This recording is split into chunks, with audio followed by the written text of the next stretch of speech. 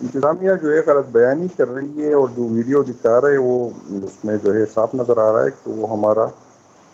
Minister لوگ جو ہے پبلک ہیلتھ کا ہے، وہی اس میں نظر آ رہا ہے،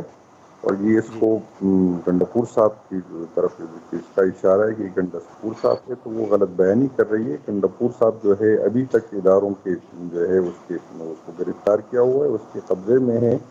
اور جو یہاں پر ہم سنتے تھے کہ جنا ہاؤس میں حملہ ہوا ہے یہاں پر کی پی کے، وہ اس ہاؤس پہ حملہ ہوا ہے جو 5 کروڑ لوگوں کا تھا،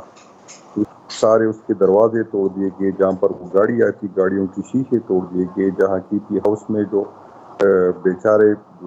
سرکاری نوکر تھے اس کو بھی اٹھایا گیا تھا، اس کی بھی بی جے پی تھے۔ تو یہ حکومت جو بھی کہہ رہی ہے وہ غلط بیانی کر رہی ہے سی ایم صاحب، اور یہ میرا خیال ہے اگر ایک ملک میں ایک سی ایم صاحب جو ہے وہ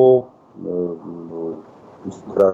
بہت عجیب بات نہیں، ہے لیکن جنید صاحب آپ نے اداروں کی بات کی، کہ تو اب تو وزیر داخلہ صاحب نے تو بڑا واضح طور پر کہا ہے کہ نہ وہ پولیس کی تحویل میں ہے اور نہ ہی کسی اور ادارے کی تحویل میں ہے، وہ کے پی ہاؤس سے واپس روانہ ہو گئے۔ نہیں، وہ اس کی تو کوئی انٹیریئر منسٹر کی تو کوئی کریڈیبلٹی نہیں ہے، وہ تو پہلے بھی اس طرح کرتے تھے جس طرح اس نے پنجاب کا چیف منسٹر تھا، تو اسی طرح کے وہ لوگوں کو اٹھاتا تھا اور پھر یہی کہتے تھے کہ نہیں اس کی ہمارے پاس ہے نہیں، کہ اس کے پاس پھر سب کو پتہ چلتا تھا کہ اس کے پاس جس طرح ایک سپاہی جس کو دل کا دورہ پڑا ہے، اس کی جو ویڈیو اس کی بیٹی کی طرف سے ہے کہ میرا والد جی صاحب جو ہے وہ بیمار تھے،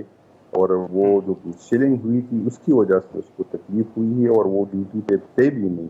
اس کے باوجود اس کو ہارٹ اٹیک ہوا، اس کو بھی اس کا ایف آئی آر جو ہے عمران خان اور ہماری قیادت کے خلاف کاٹا گیا، تو وہ تو ہمیشہ غلط بیان ہی کر رہے ہیں، اس کی تو کوئی کریڈیبلٹی ہے نہیں۔